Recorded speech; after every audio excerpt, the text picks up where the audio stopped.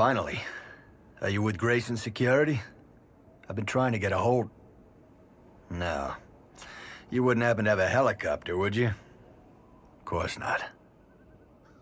This is private property, but I won't belabor the fact. I'm not particularly attached to it. Who in their right mind would want an abandoned amusement park on a godforsaken island in the Atlantic? Aside from Nathaniel Winter, of course.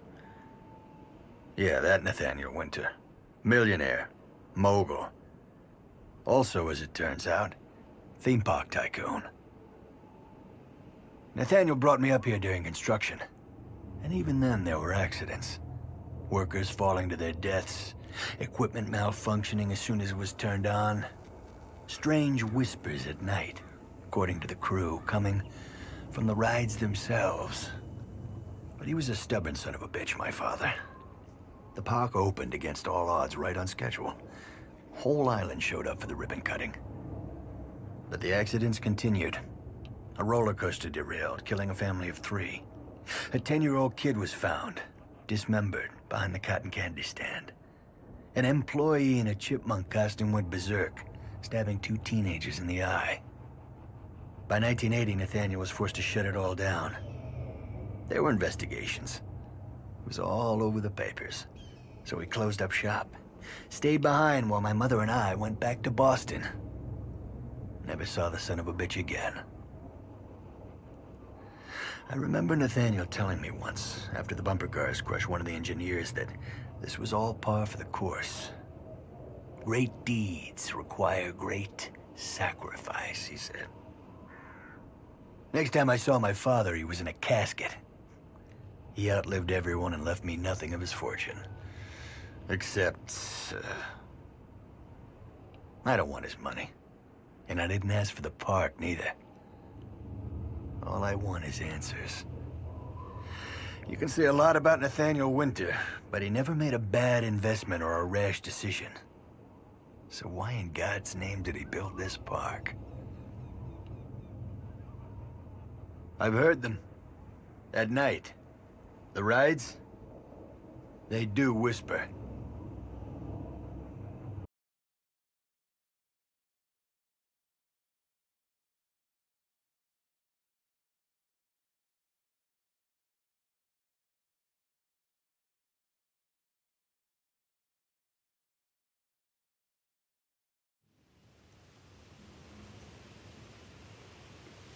In my heart and mind, I always return to Atlantic Island Park.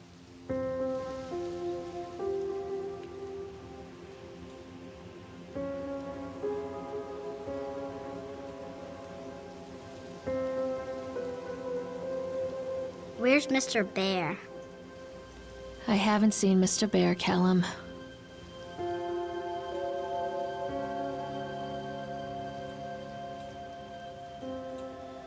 Stay in the car. I'll go and ask information.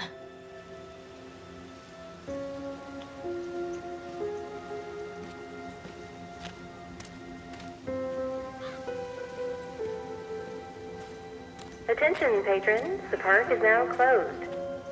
Please make your way to the car park at your earliest convenience. Employees prepare the park for shutdown. Callum was born the day this place opened. This is his favorite place in the world.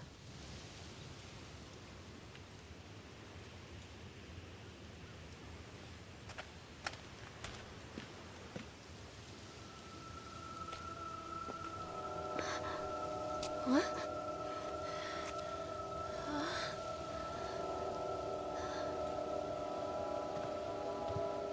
Hey, Lorraine. Lorraine. Don't blame yourself, Lorraine. People lose things all the time. Take a deep breath and think about the last place you saw your son's teddy bear. Hey, stop! I think your boy just ran into the park. I'll unlock the gates for you.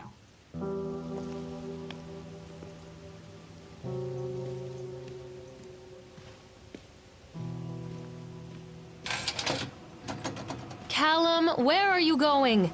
Over here! Callum, I told you to wait in the car. Over here! There's something special about the entrance to an amusement park. A line drawn between the real world and the world of whimsy within. On this side, the apathy of our everyday lives. And on the other, anything we might dare to dream. It's no wonder Callum ran back inside. I wouldn't want to leave either. Attention employees, the park is now closed. Have a safe journey home. Callum, I told you to wait in the car!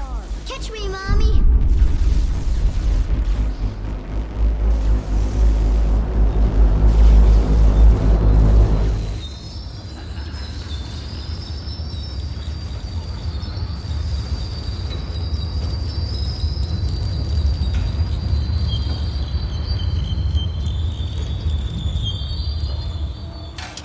Oh God. The park. What happened here? Come back, Callum!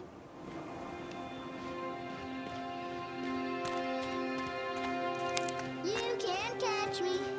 Stop, Callum!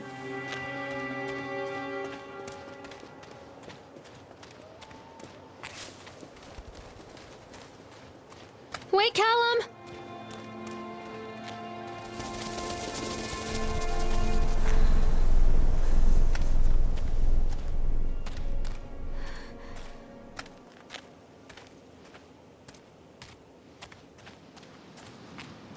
Mommy needs to see you, Callum. This way.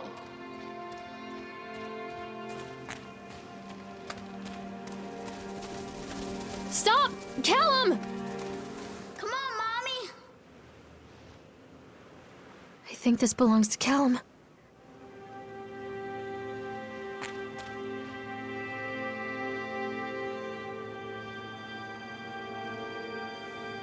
Chad the Chipmunk, huh? Just a drunk guy in a suit.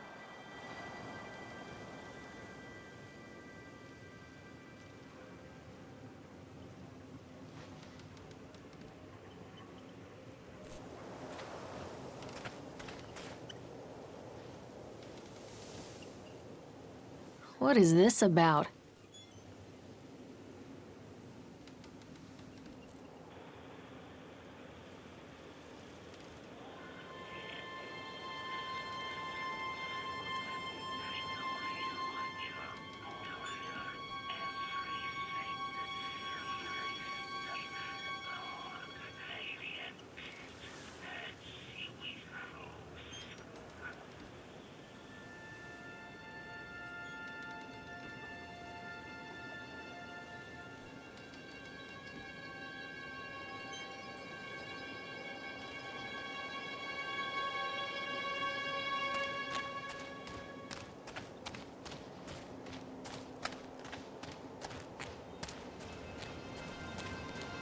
Callum, stay where you are!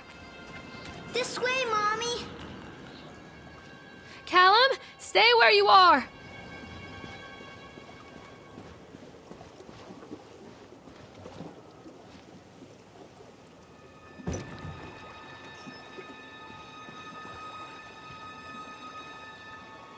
Come on, Mommy.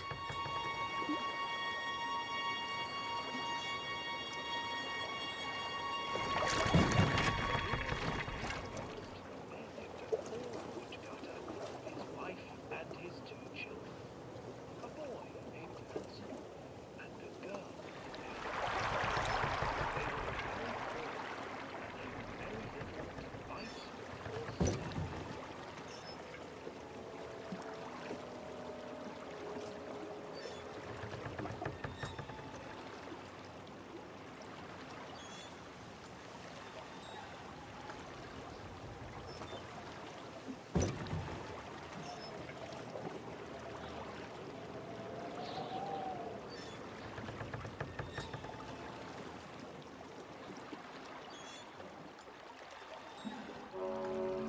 Near a great forest, there lived a poor woodcutter, his wife and his two children, a boy named Hansel and a girl named Gretel. They were very poor and had very little to bite or sup.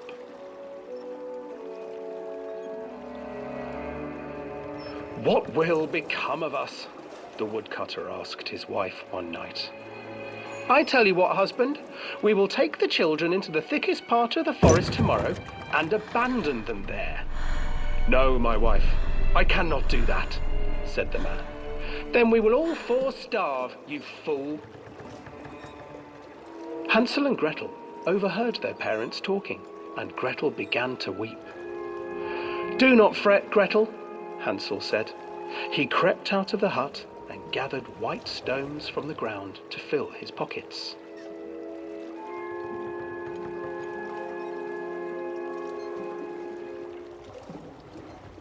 The next morning, the woodcutter leads the children into the forest. Before they leave, their mother gives them a slice of bread and warns them that they will get no more food that day. Clever Hansel leaves a trail of white stones behind them as they pass into the woods. When their father leaves them, the children wait a while, then follow the trail back to their parents' house.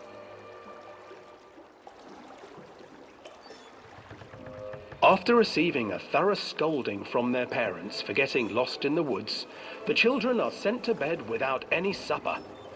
Hansel tried to sneak out and collect more white stones, but found that the door was locked. "Tomorrow I will take them into the woods myself," the wife told the woodcutter. In the morning, their mother gave them a slice of bread and led them deep into the forest once again.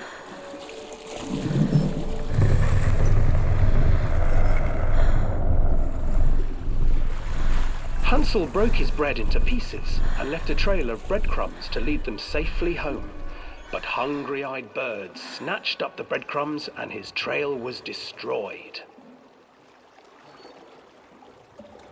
Abandoned by their parents and unable to find the trail home, the children wandered in the forest for 3 days.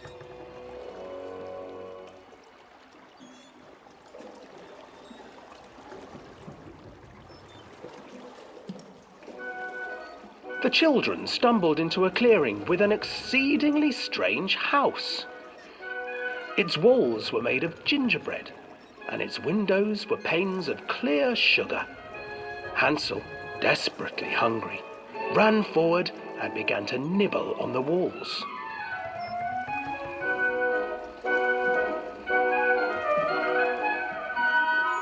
"Nibble, nibble, little mouse. Who is nibbling at my house?"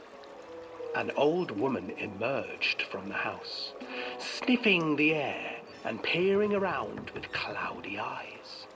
"Oh, you dear children, who brought you here? Just come in and stay with me. No harm will come to you." But Hansel and Gretel stayed back, for the old woman reminded them of their cruel mother. "Come, children, don't be afraid. I have something for you." The old woman offered them 2 enormous lollipops. The children took them and began to eat. "You see, nothing to fear here. Come inside," the old woman urged, and the children, still licking their sweets, followed.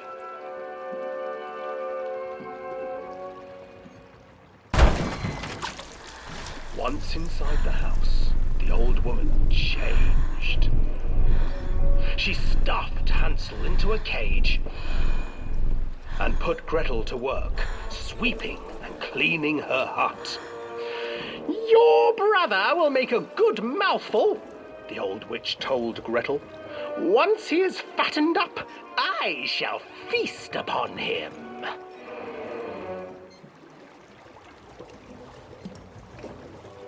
Time passed, and poor Hansel refused to eat, fearing the day that the witch would eat him. The witch, for her part, grew impatient. "Today I will cook and eat your brother, Gretel. Climb inside and light the oven." But Gretel pretended not to understand. I do not know how. Where is the opening?" "Fool," the old witch said. "The opening is here. and she moved to show Gretel. Seizing her courage, brave Gretel gave the witch a shove, and the old crone tumbled forward into the oven. Gretel slid a large iron bolt over the door to the oven. Gretel freed her brother Hansel, and together they lit a fire beneath the oven. And though she screamed and begged, the children sat by the oven until her screams had stilled, and the witch was cooked. And then, because even children can't survive on sweets, they divided up the body of the old witch and ate her.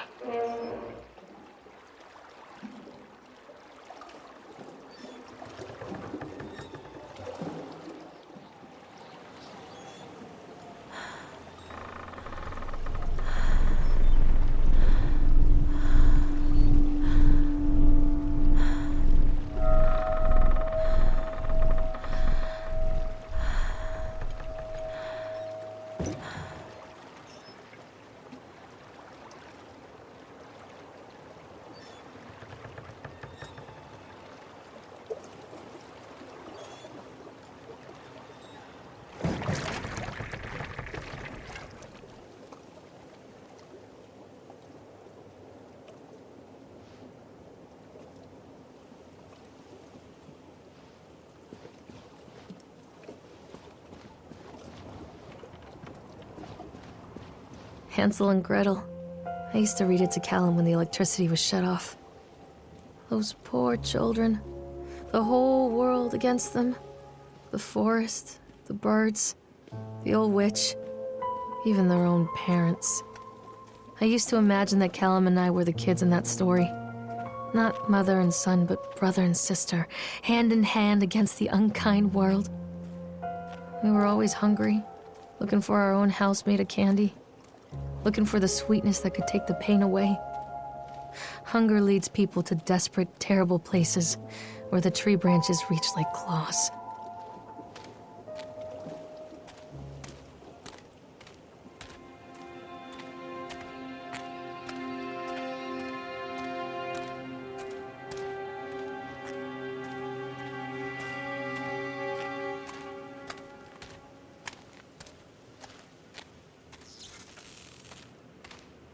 Another accident. This place.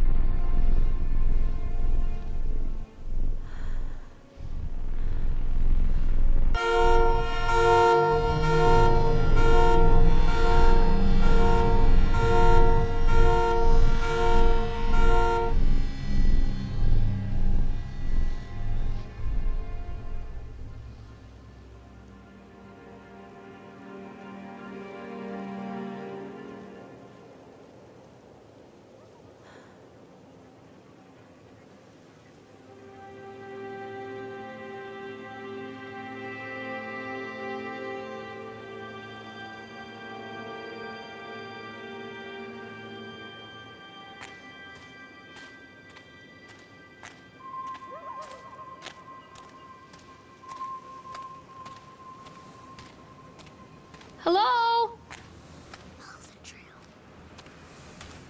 Where are you, Callum? Catch me, Mommy.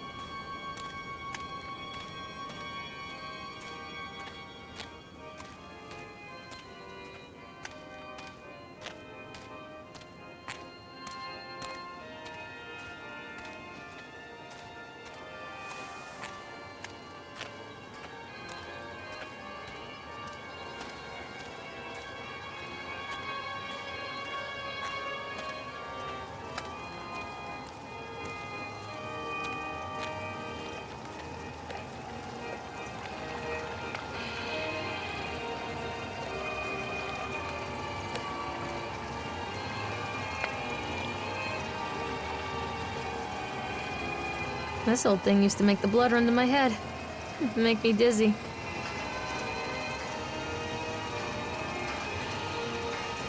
The guy just snapped. Those poor kids.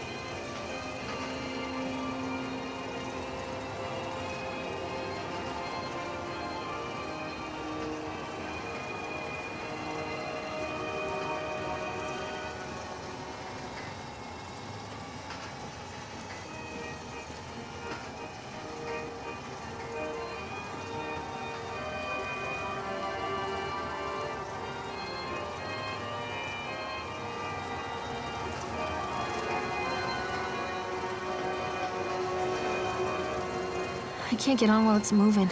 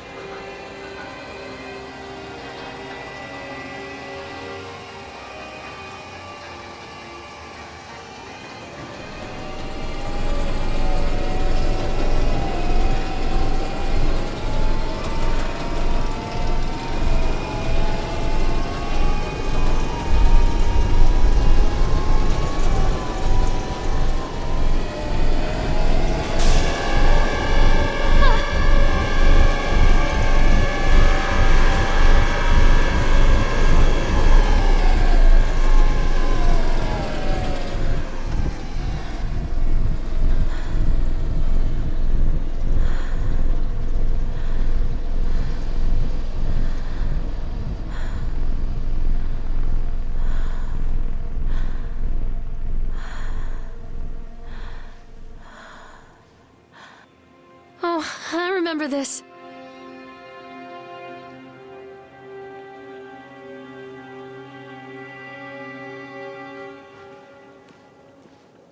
Treachery hides in thoughts. Treachery that lashes like a whip and scars our insides. The first time I saw Callum, my thoughts betrayed me. I looked down at this wrinkled, red, bawling thing and I thought, is that it? We build our world from expectations, and the world that I had built for Callum was no different. He was so real, so there, and so far from my expectations. They shattered, and as they fell in pieces, that one treacherous thought became a new foundation. All of the love that we shared, all of the warmth and goodness that followed, built on a single, traitorous thought.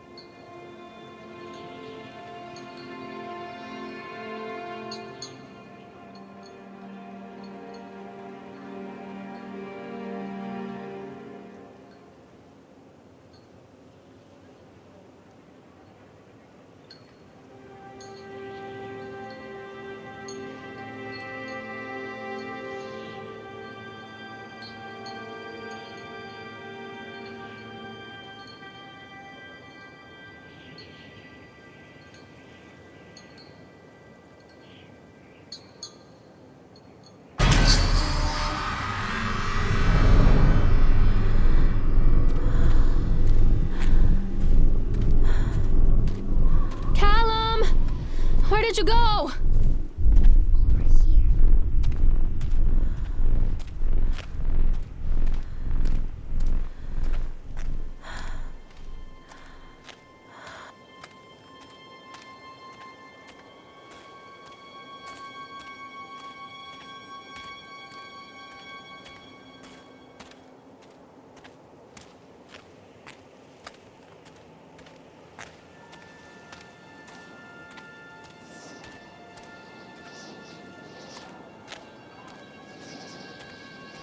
Constant crashes and 80s music.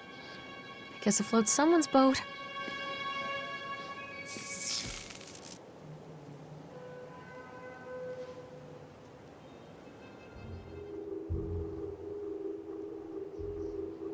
No, please no. Stop, doctor! Stop it, please!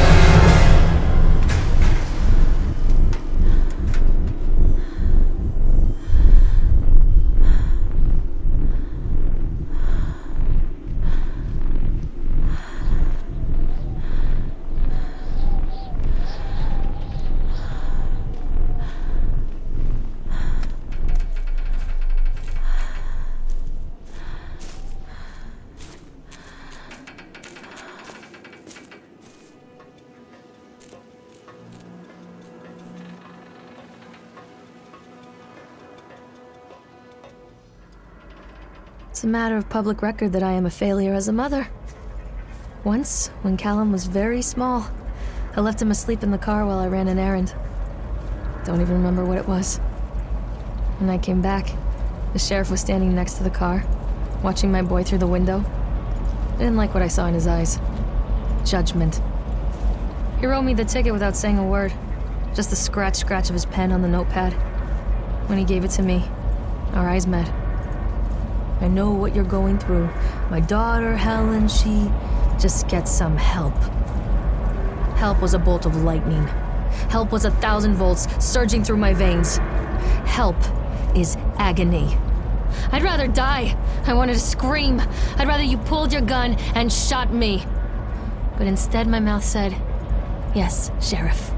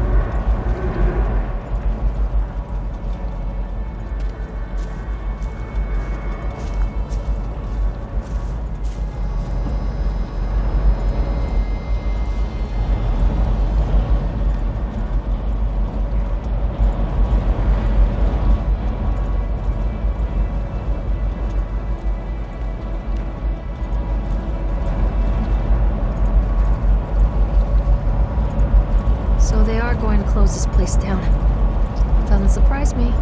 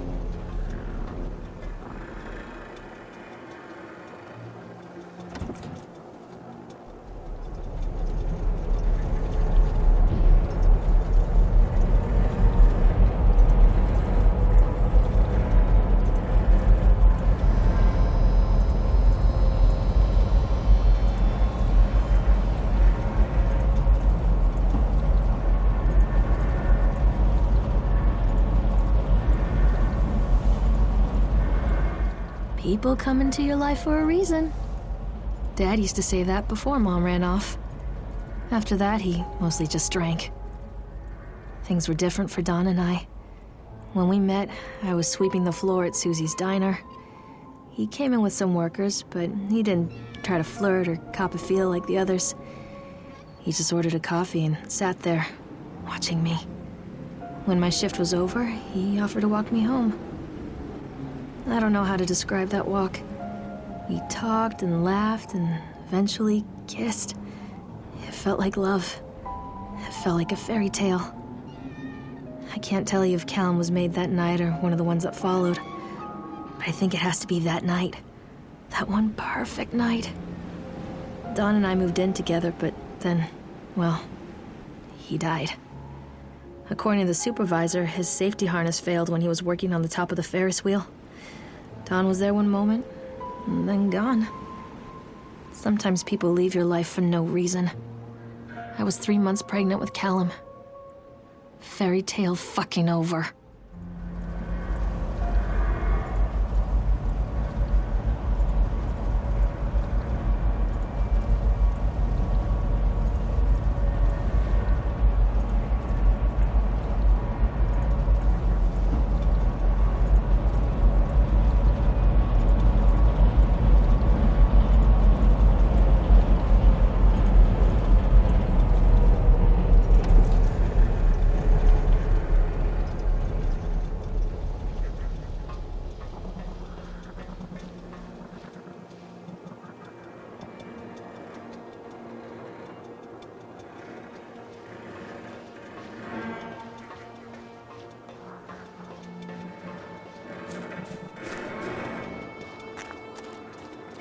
Mommy is coming, Callum.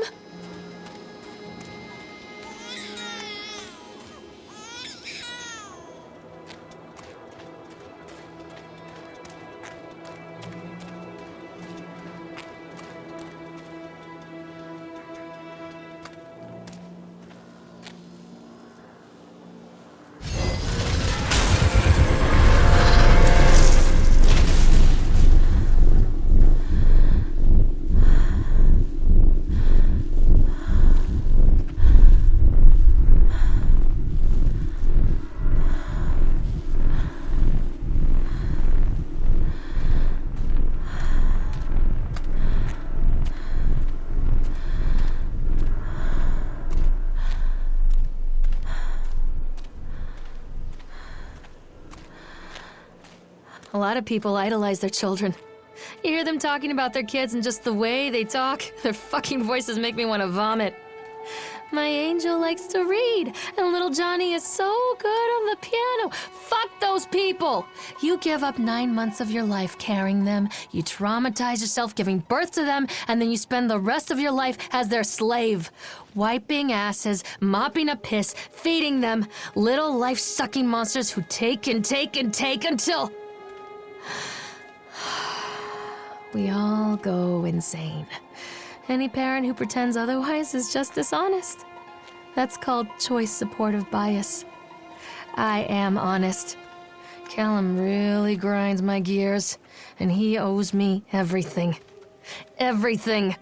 It'd serve the little fuck right if I just abandoned him.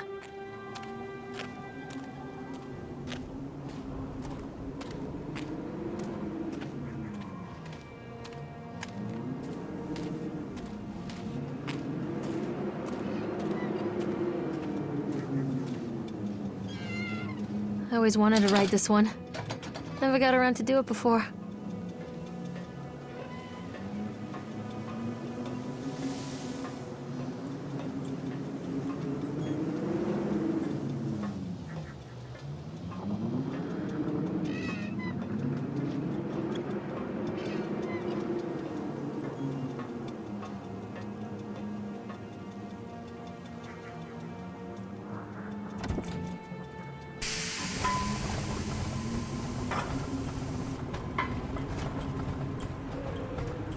What do you want?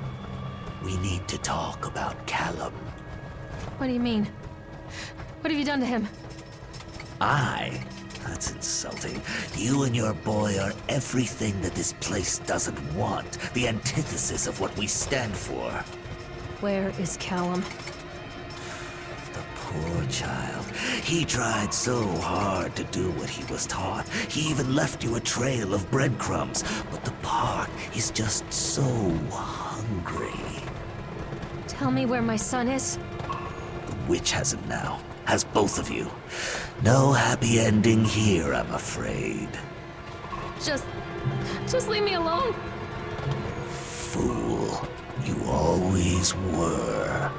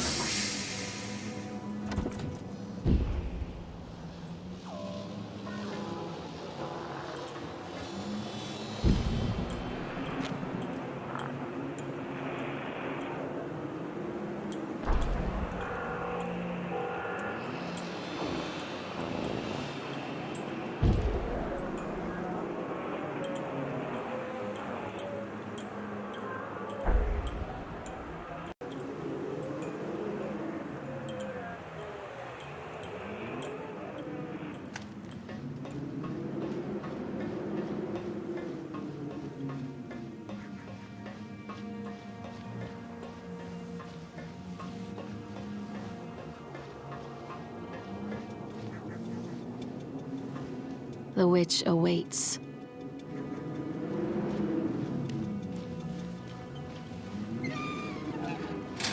Callum has bruises on his arms, finger marks. Someone has been hurting him! I've asked him, demanded really, to know where he got the marks. But he doesn't want to answer me. Something has scared him into silence. He doesn't dare talk. He's been changing too.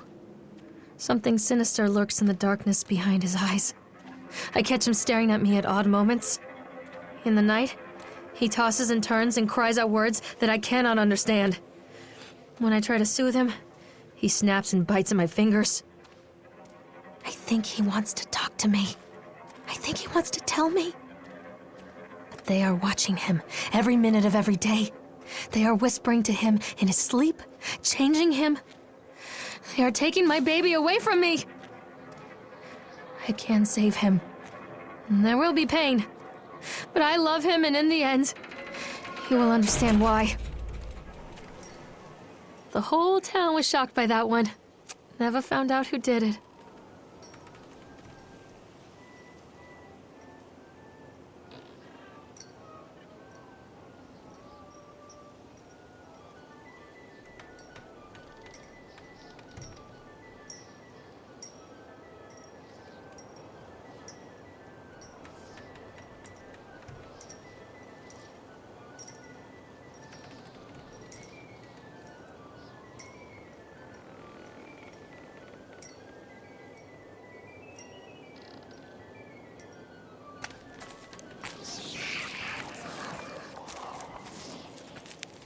Come back! Keep them away from me!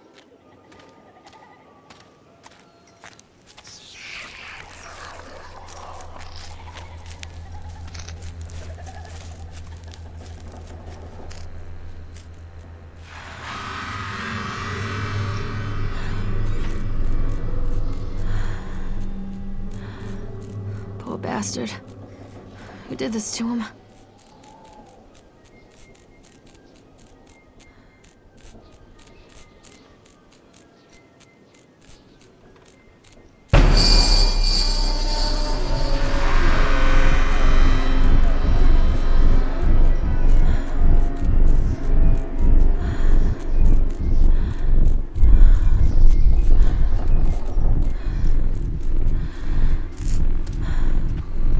I can help you, Callum. What are you scared of? Callum? Callum!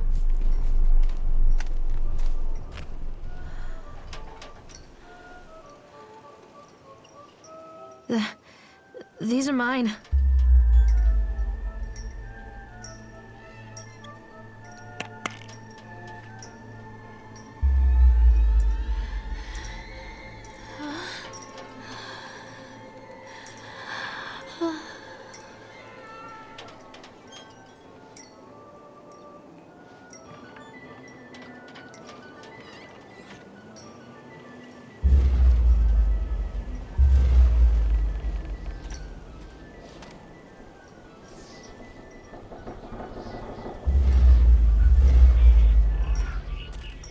Callum, I'm sorry.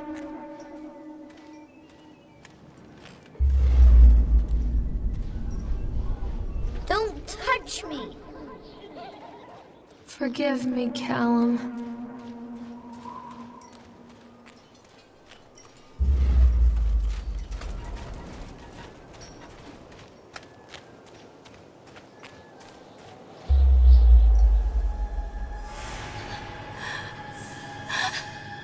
Oh, God, no.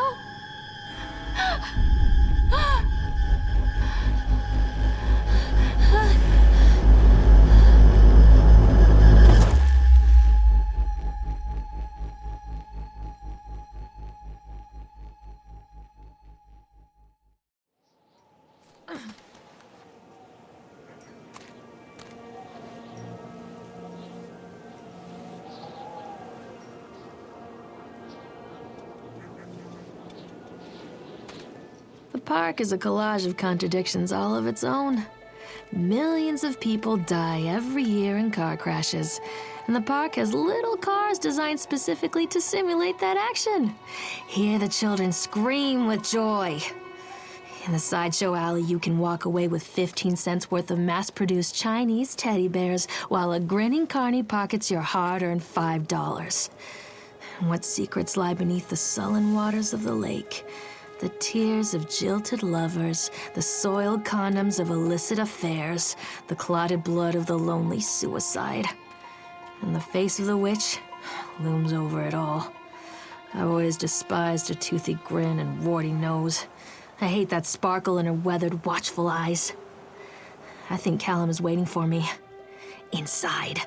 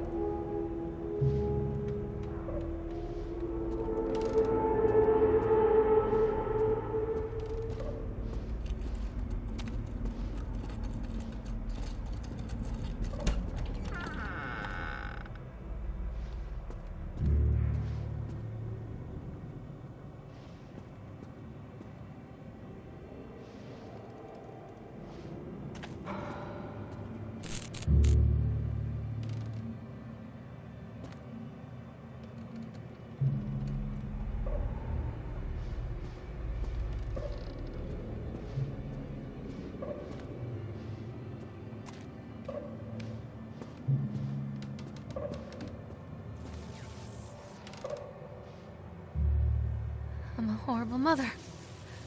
Where is he?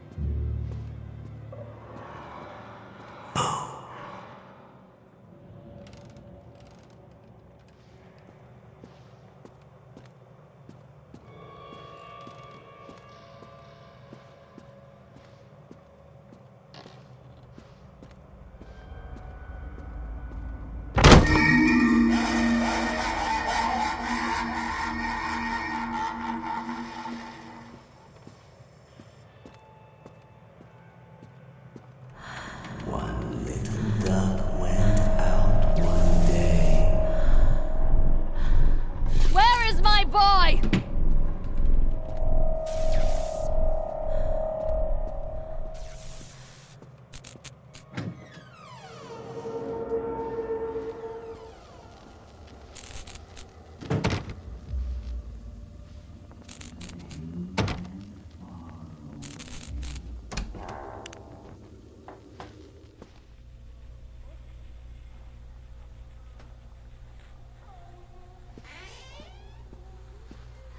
After they let me out, they gave me Callum back and sent me home with a handful of breadcrumbs.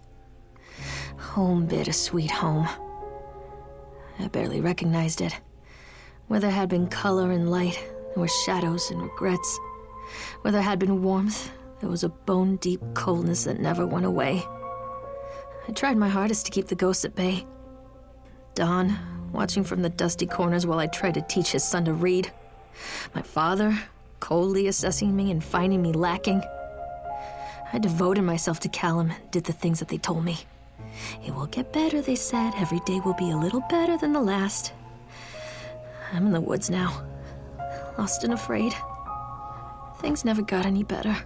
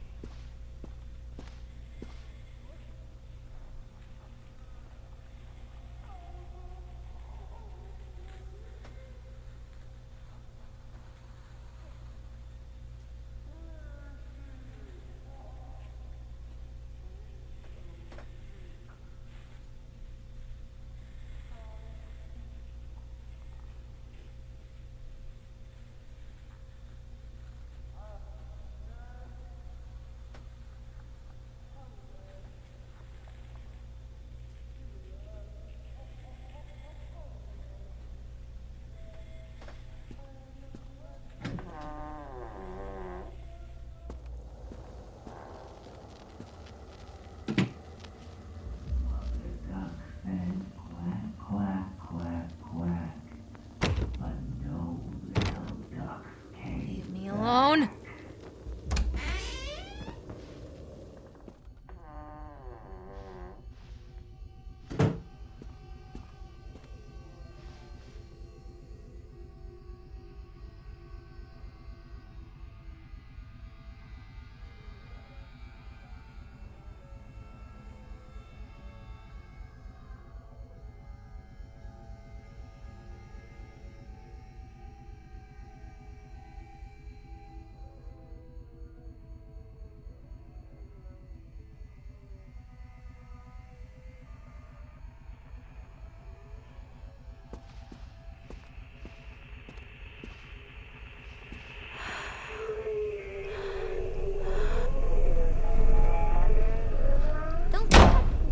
Stop! Don't leave me!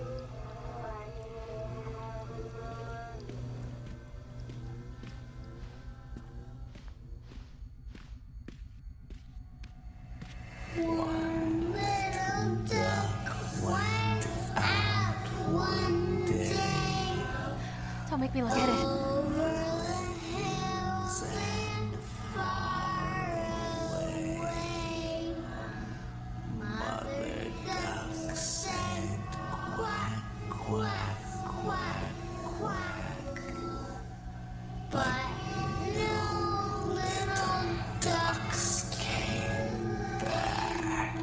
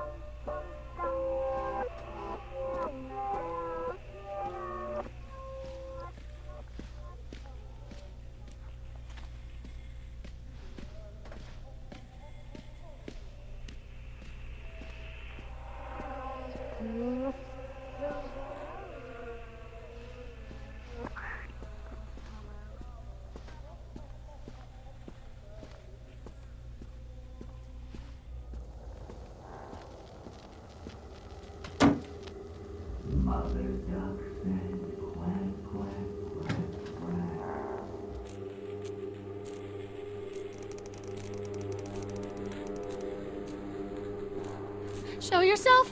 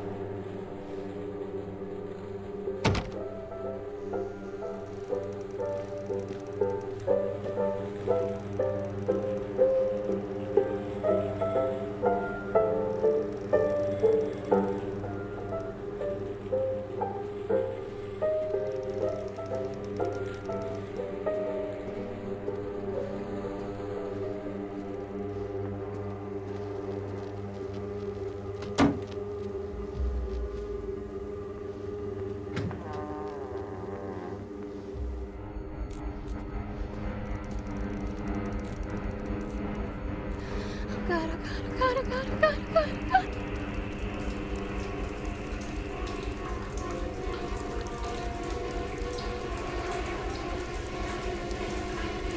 Please, make me see.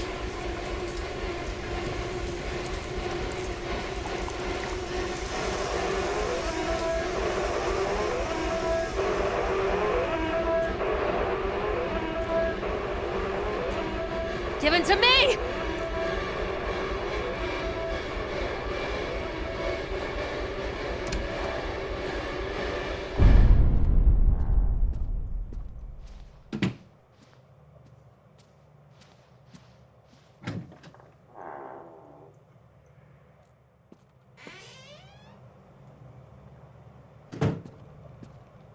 Stories are told again and again, and from their shape we build our understanding of the world. Two children are led into the woods. They are lost for a time, but then are captured by an old witch. A child goes missing in Atlantic Island Park. He wanders lost for a time before finding his way into the mouth of an old witch. In the oldest version of this story, the mother and the witch were the same person. I never wanted to be the witch. But I am, aren't I?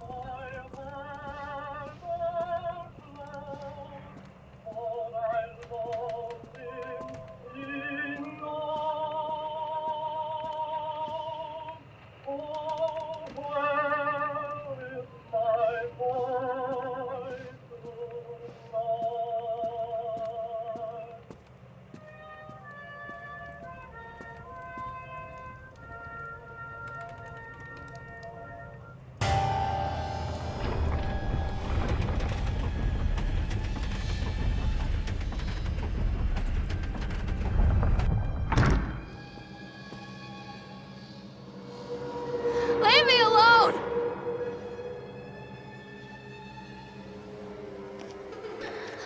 Callum. Callum!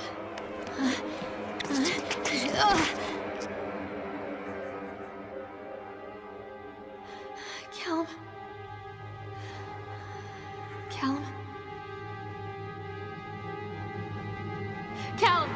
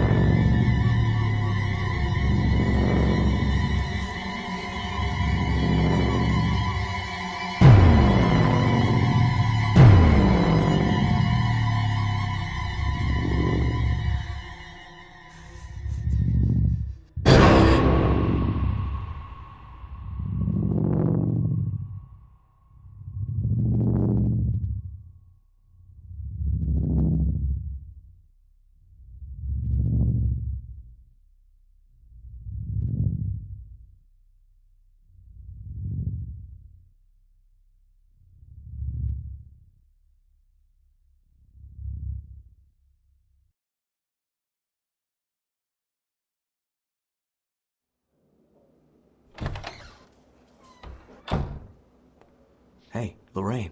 Lorraine. Don't blame yourself, Lorraine. People lose things all the time.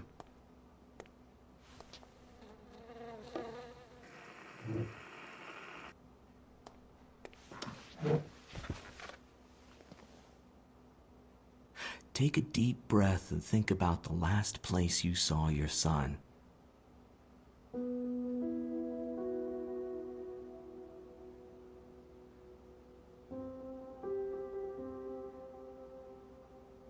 In my heart and mind, I always return to Atlantic Island Park.